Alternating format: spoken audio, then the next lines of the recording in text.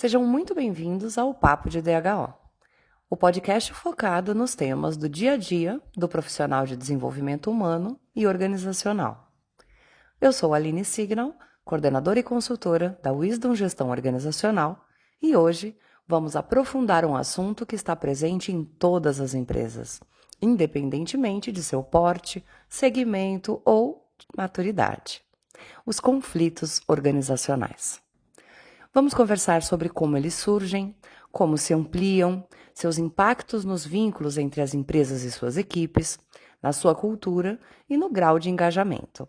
E, claro, como os conflitos podem ser tratados de forma madura, responsável e construtiva. E para isso, tenho a alegria de estar com 3 convidados incríveis. Luiz Carlos Bueno, diretor-geral e fundador da Wisdom, meu parceiro de todos os episódios. Luiz Francisco Bueno, consultor associado, e Leila Tamela, diretora da Unidade Rio de Janeiro da Wisdom. Sejam muito bem-vindos. Tudo bem com vocês? Oi, Aline. Tudo ótimo. É um privilégio estar aqui novamente para falar de um tema tão essencial para a saúde emocional das organizações. Oi, Aline. Boa tarde a todos, ao Luiz Carlos, à Leila. Realmente, falar em conflito é um tema que gera não só um fascínio, mas também pode servir para indicar muito sobre a identidade da empresa e também, é claro, como ela, empresa, gerencia os seus conflitos no dia a dia. Oi, todos! Luiz, Aline! É uma alegria participar. Falar de conflito é falar de gente, de vínculo e de liderança. Então, eu tenho certeza de que teremos um papo bem interessante hoje. Com certeza, Leila. Bom, para começarmos, eu gostaria de ouvir um panorama geral. Nos artigos da Wisdom, encontramos a ideia que os conflitos surgem quando diferenças de pensamento, sentimento ou ação passam a ser percebidas como obstáculos, e não mais como uma diversidade natural. Luiz Carlos, você poderia abrir o tema explicando a natureza dos conflitos nas empresas? Claro, Aline. Os conflitos são fenômenos sociais inevitáveis. Eles emergem quando necessidades humanas não são atendidas, tais como a necessidade de reconhecimento, de pertencimento, de autonomia, a necessidade de justiça ou o sentimento de injustiça e a necessidade de ter um propósito na vida pessoal, profissional, em todas as suas dimensões.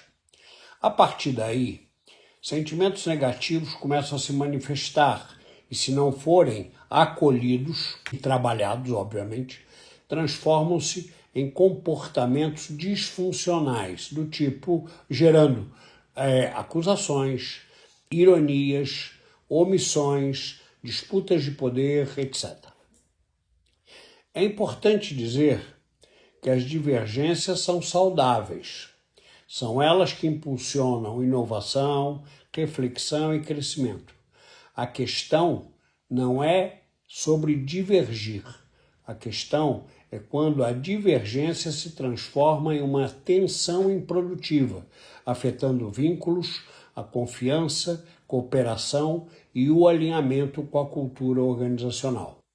É aí que o conflito deixa de ser um motor de evolução e passa a ser um risco organizacional. Excelente. Luiz Francisco, os artigos trazem 2 categorias importantes: conflitos quentes e conflitos frios. Você pode explicar para os nossos ouvintes qual é a diferença entre esses conflitos? Aline, claro. O conflito quente é aquele que, quando aparece, o tom de voz sobe, ocorrem os bate-bocas e o clima pesa na hora. Esse tipo, ainda que desconfortável, é mais fácil de ser reconhecido e trabalhado. Já o conflito frio é o verdadeiro perigo. Ele é silencioso, dissimulado, fica escondido, debaixo do tapete, etc. as pessoas evitam falar sobre ele. Se confrontar, mais alimentam mágoas e disputas internas. Ele favorece a criação de igrejinhas, feudos, fofocas e as distorções da imagem do outro. É aí que o conflito deixa de ser pessoal e passa a contaminar grupos inteiros. Agora, Leila, grande parte dos conflitos surge das chamadas zonas cinzas. Você poderia comentar um pouquinho sobre esse tema? Zona cinza são situações em que papéis e responsabilidades, os limites, as fronteiras do trabalho não estão claros. Esse é um terreno super fértil para surgimento de conflitos, porque um acha que o outro está invadindo seu espaço, ou acredita que alguém está deixando de fazer o que deveria, ou percebe sobreposições de atividades que geram competição em lugar de integração ou colaboração. Além disso, tem conflitos que são clássicos. O financeiro tem os interesses, estoques baixinhos, o industrial quer ter peças com disponibilidade. Então, existem dentro da organização áreas que necessariamente têm interesses diferentes, e por isso que elas estão ali, né, para poder, cada uma, trazer o seu ponto de vista. Né? Mas nesses lugares cinzas, quando não existe definição, quando as lideranças e as estruturas não definem com clareza quem faz o quê, isso é muito comum, as organizações estão sempre se reinventando, né? Abre-se espaço para insegurança, disputa, julgamentos, e tudo isso, quando cresce silenciosamente, tem os conflitos que são frios, né, Luiz?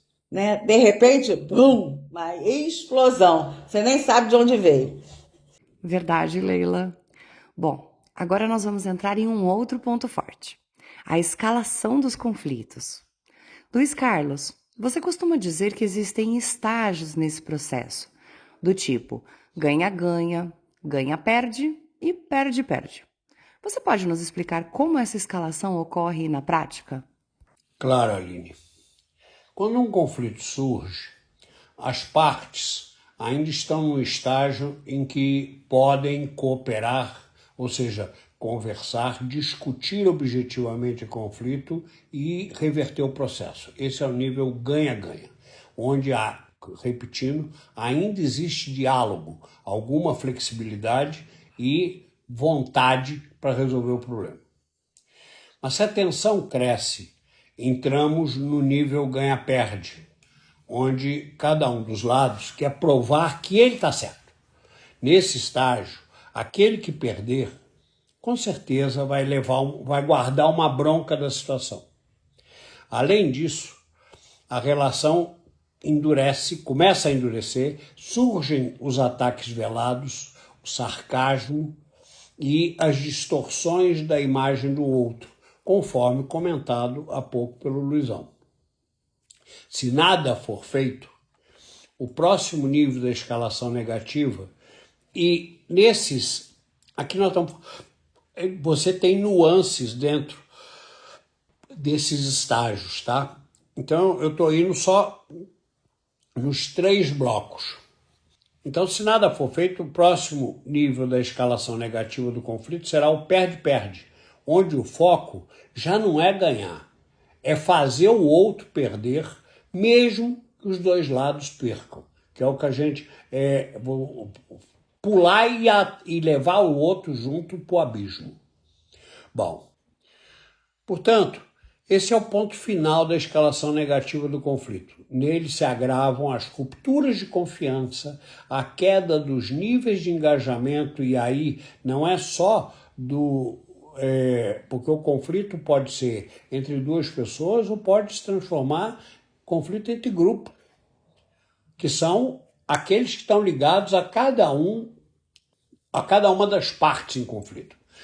Então, queda de engajamento, a cristalização dos feudos, quer dizer, o problema está se avolumando, e o clima emocional tóxico, com o consequente impacto negativo direto sobre a geração de resultados. A energia emocional, nesse caso, deixa de ser investida em atividades produtivas e passa a ser consumida pelo próprio conflito. Olha, Luiz, impressionante e muito verdadeiro. Luiz Francisco, gostaria de falar sobre um aspecto mais profundo: os efeitos do conflito nos níveis do pensar, sentir e querer. Conta pra gente como isso ocorre no dia a dia das empresas. Aline, de uma forma muito resumida e concreta para os nossos ouvintes. No pensar, as pessoas efetivamente perdem a capacidade de ponderar. As imagens são cristalizadas, né, do tipo já quase que estigmatizadas. Fulano é assim, fulano é assado, tal área é assado, etc, etc. O pensamento vira tipo preto e branco, sem nenhuma nuance para nenhuma outras cores de uma linguagem metafórica. No sentir, surge o sentimento de impotência, de medo e a raiva. Com certeza as pessoas se defendem emocionalmente e fica muito, muito difícil sentir empatia ou praticar empatia. No querer, aumenta a teimosia, eu quero, a imposição, ou surge a vontade de fugir, ou o famoso tanto faz, tanto fez. Os comportamentos inerentes a essa trimembração geram reações tais como acusações, exigências, manipulações e posturas defensivas. Quando isso vira rotina, ninguém mais, melhor dizendo, discute ideias. Discute, sim, a preservação das próprias entidades e que se amarram fortemente na defesa em relação ao outro. Perfeito, Luiz Francisco. Agora, Leila, vou te pedir algo especial. Nesse momento, eu gostaria que compartilhasse conosco uma vivência sua em relação ao tema de hoje. Eu posso trazer um tema muito interessante. É uma indústria automotiva que fornecia peças a serem montadas na Zona Franca de Manaus. Eu fui contratada para um trabalho de consultoria em revisão de processos. Eles estavam investindo em todas as estruturas de monitoração da produção, inclusive com novos softwares, mais automação e um novo gestor de produção. A questão a ser resolvida era que sistematicamente eram apontados atrasos nas entregas. Eles já tinham alterado a forma de sequenciar e renumerar as ordens de fabricação, revisado boa parte dos processos, implantado novos sistemas de monitoração, bem como os novos equipamentos de rastreamento, mas os atrasos nas entregas persistiam. O gerente de produção era novo e o gerente de vendas era uma figura super interessante, um italianão enorme, irônico, engraçado, que estava pegando muito no pé desse novo gerente de produção. Então eu solicitei para ser convidada para assistir uma reunião de alinhamento entre o gerente de produção e esse gerente de vendas. Toda a produção era realizada no Rio de Janeiro. A gerência de vendas trabalhava principalmente em São Paulo, então ele vinha esporadicamente para fazer alguns alinhamentos. Ele ficava em São Paulo porque era onde estavam os principais clientes, basicamente a indústria automotiva, né? No meio da reunião em que se tratava das questões dos recorrentes atrasos nas entregas, eu comecei a perceber que era fundamental ajustar algumas definições. E esses ajustes envolviam exatamente a conceituação do termo data de entrega. A que eles usavam nas ordens de fabricação eram informações geradas pela área comercial. Para a área comercial, Data de entrega significava a chegada do pedido no almoxarifado do cliente. Para a área industrial, a área de produção, a data de entrega significava colocar a mercadoria no armazém da transportadora. Só que todas as notas fiscais precisavam ser previamente registradas na Receita Federal, para em seguida serem processadas para ir para a Zona Franca de Manaus.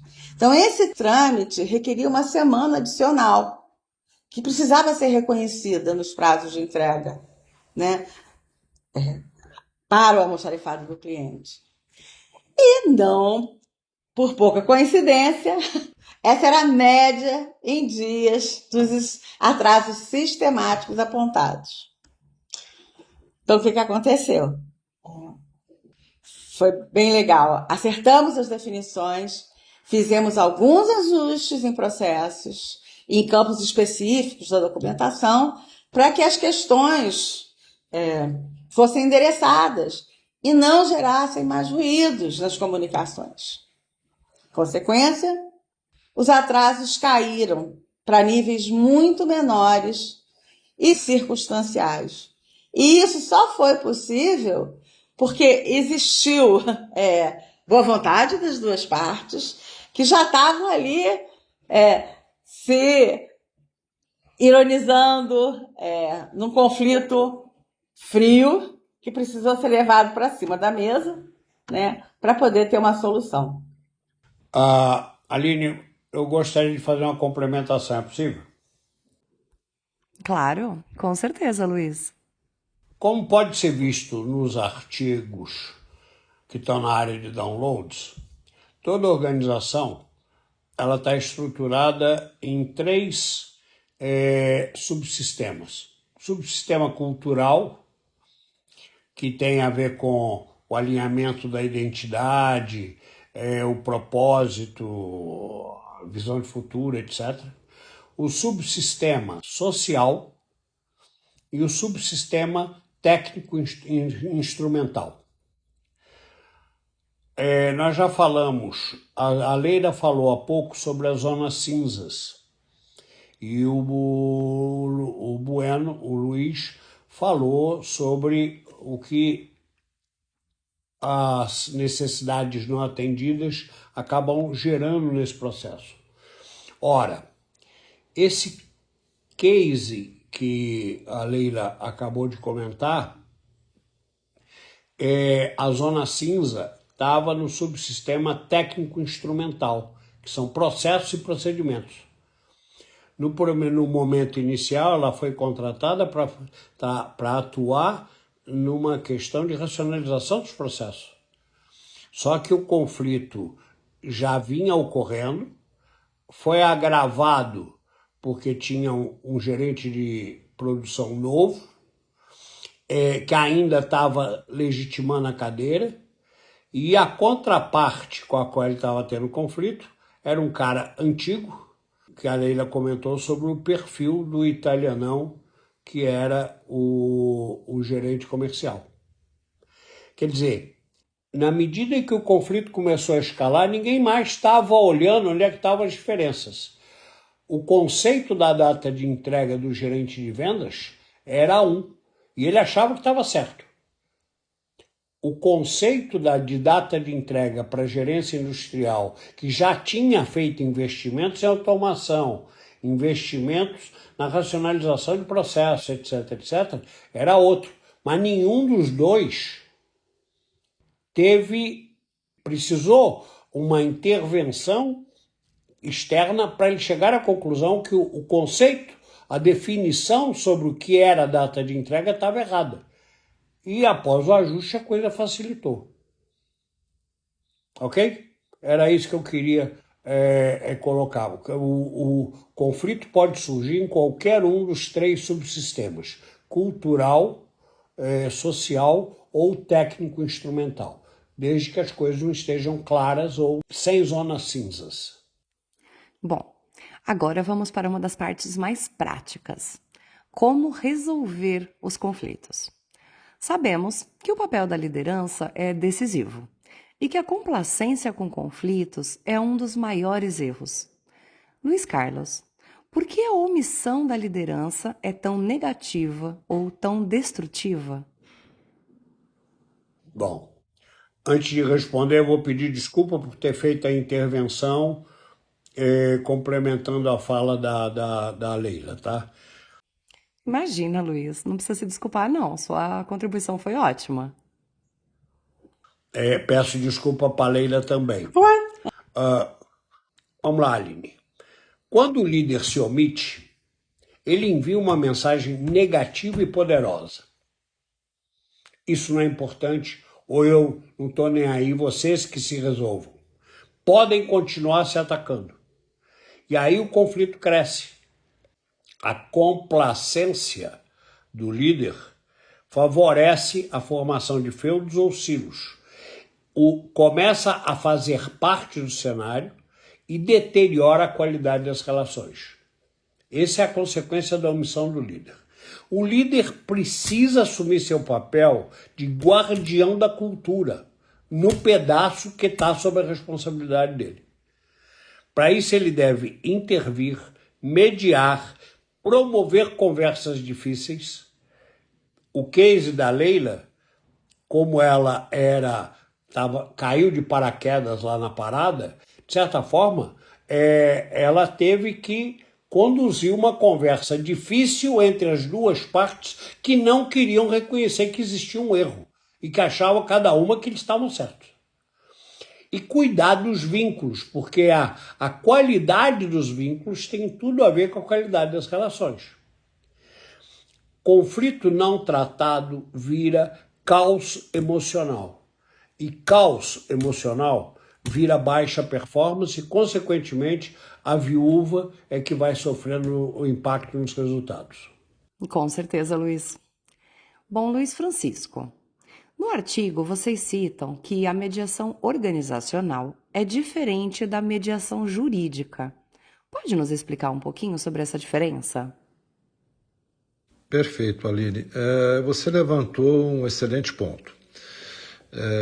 Se algum ouvinte advogado estiver ouvindo esse podcast, na mediação jurídica, normalmente se procura um acordo satisfatório ou não e vão embora. No dia seguinte, cada um retomará a sua vida, mas não precisará conviver com a outra parte.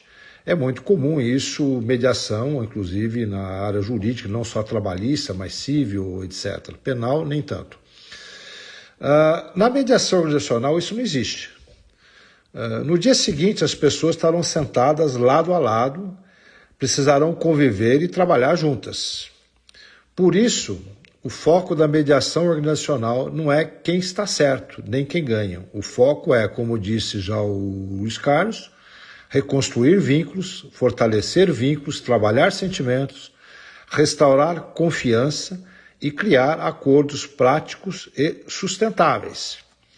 Não é apenas, digamos, resolver o problema, é curar a relação, curar entre aspas, né, para que ela possa seguir funcional. Por que curar entre aspas? Porque a gente não está num processo terapêutico, a gente está no processo de realmente uma discussão madura entre pessoas. Perfeito. Leila, e na sua visão, qual seria a parte mais delicada na condução de um processo de mediação? Olha, tem muitas partes delicadas, mas ajudar as pessoas a enxergarem que o conflito não é do outro, que esse conflito também revela algo sobre elas próprias, e isso é importante e necessário, porque a gente precisa conduzir as partes para que cada uma reconheça qual é a parte dela, a contribuição dela para a atenção, né? E ajudar a abrir espaço para que elas de verdade se escutem, escutem com interesse genuíno, procurando O que precisa ser ajustado naquele processo? Validar e entender sentimentos de necessidades não atendidas. Isso vai estar sempre presente ali.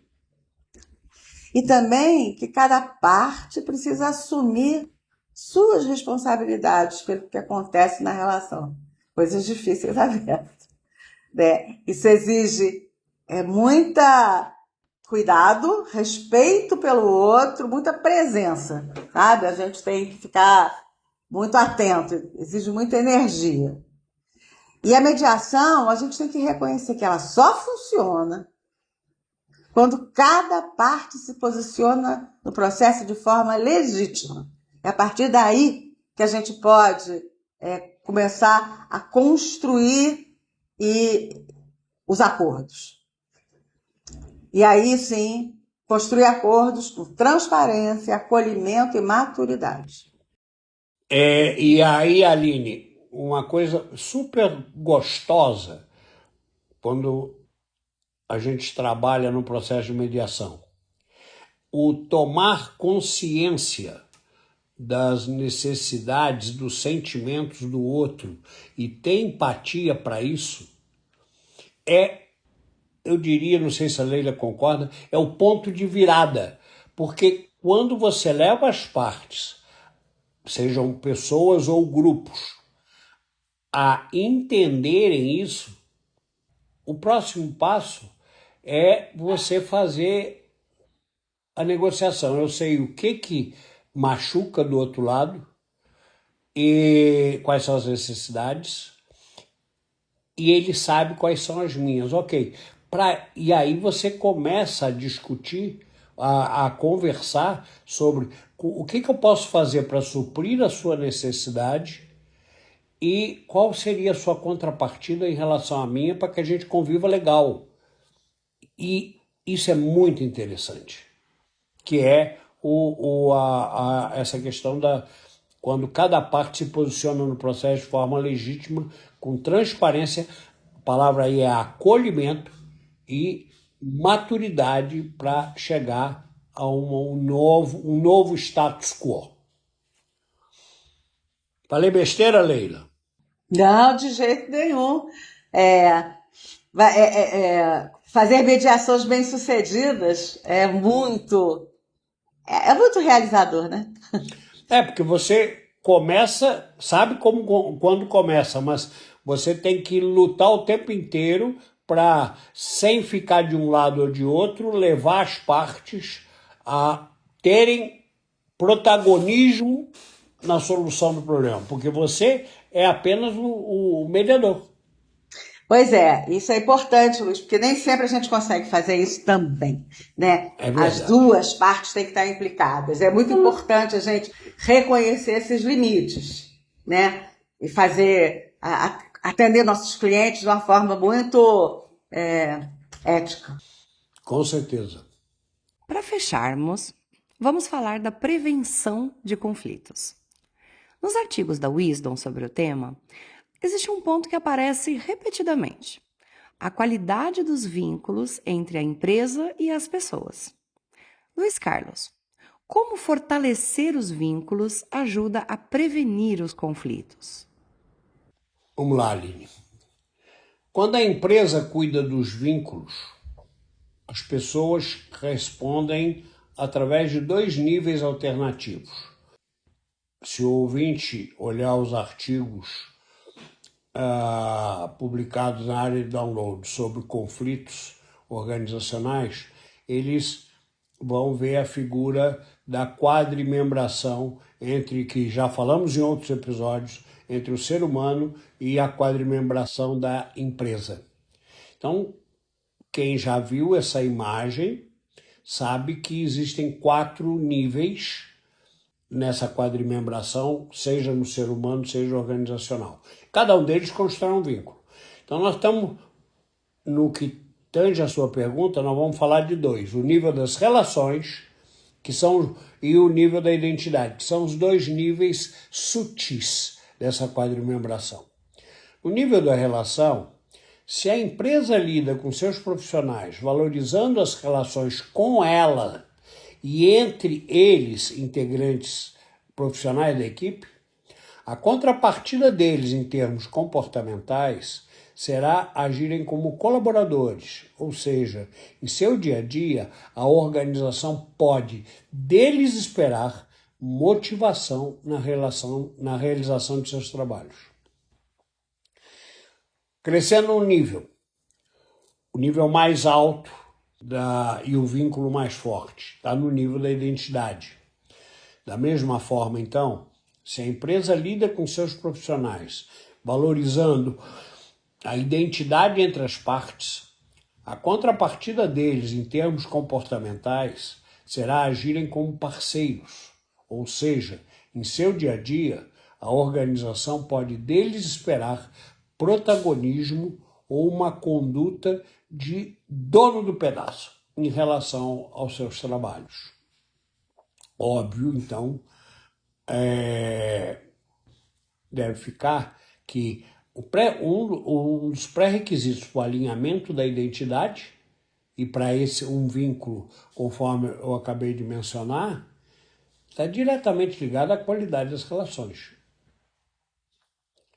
Portanto, quanto mais sólidos forem os vínculos, menor a chance dos conflitos escalarem, em virtude de quê? Da confiança existente, do diálogo que culturalmente já tende a existir, da transparência no posicionamento das pessoas e na assertividade com que as dificuldades de relacionamento venham a ser tratadas, o respeito e um sentimento genuíno de pertencimento. Eu concluiria a sua pergunta dizendo o seguinte: cultura forte é antídoto para conflito tóxico. Exatamente. Luiz Francisco, o que as empresas podem fazer para evitar que conflitos pequenos se transformem em grandes crises? Bem, Aline, talvez eu vá repetir algumas questões já colocadas tanto pela Leila quanto pelo Luiz. Mas o que revela a nossa prática dentro de projetos conduzidos nos clientes? São simples. Primeiro, definir papéis com clareza. Onde não há definição, só há confusão. Como já dissemos aqui, é questão de reduzir as zonas cinzas. Criar canais abertos de escuta, não só a questão de escuta ativa, tem empresa que tem o processo de ouvidoria interno, fale conosco, etc. E aqui eu diria o seguinte, que, digamos, o fator fundamental é treinar a liderança para conversas difíceis. Porque, ainda mais agora, com geração Z, com toda a complexidade de conflitos intergeracionais, esses líderes, que seja da geração Y, Baby Boomer, X, etc., têm um vocabulário e têm uma perspectiva de mundo, uma visão de mundo, uma percepção diferente da geração Z. Então, treinar os líderes não é apenas colocar de forma de roteiro para conversar, é trabalhar com a questão do roteiro, sim, tá? Roteiro não camisa de força, obviamente, mas principalmente prepará-los para ter essas conversas no diálogo de quem está conversando, melhor dizendo, no universo de quem está conversando. E é claro que isso... Você quer dizer no vocabulário. Vocabulário, exatamente. Tá? Obrigado, Luiz. E claro que nessas conversas difíceis, vamos chamar assim, a questão de valores e acordos comportamentais tem que ser reforçado, porque não adianta eu conversar, tudo bem, tá? E depois dali todo mundo sai fazendo as mesmas coisas, sem ter realmente o compromisso daquilo que foi negociado, entendido, assumido, etc. E claro, quando eu vou isso num aspecto um pouco maior, entre as áreas, que na realidade a gente acaba tendo às vezes os conflitos muito mais por questão de poder, que não foi muito falado aqui, mas o poder, de certa forma, ele é onipresente em todas as áreas. De forma clara, tá? ser proativo, tá? Trabalhar a liderança, não ignorar conflito e para não evitar uma ampliação do mesmo.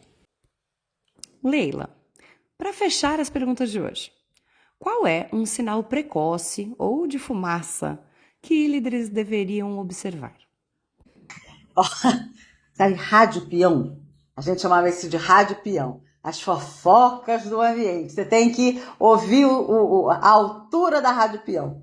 Rádio peão tá alta, começa a prestar atenção no que as pessoas estão falando, né? Toda vez que a informação começa a circular por baixo, tá, da rádio peão, fofoca entre as pessoas, é porque as relações por cima, né, as relações não estão funcionando. Então, o líder precisa reconhecer isso como um indicador de risco. E não como um mimimi, não como algo que acontece. Ele precisa atuar. Ele precisa entender o que está acontecendo e prover as informações necessárias e possíveis para os temas que estão ali graçando na rádio peão. Fazendo isso, você aumenta a confiança, as pessoas vão perceber que você está ativamente ligado no ambiente, nas relações, cuidando dos vínculos e do processo de confiança. Isso é um grande mitigador para questões, né, Luiz Francisco? Exato. Ainda mais o seguinte, você brincou da Rádio Peão, eu não sei aqui, mas em Minas Gerais existe a Rádio FM.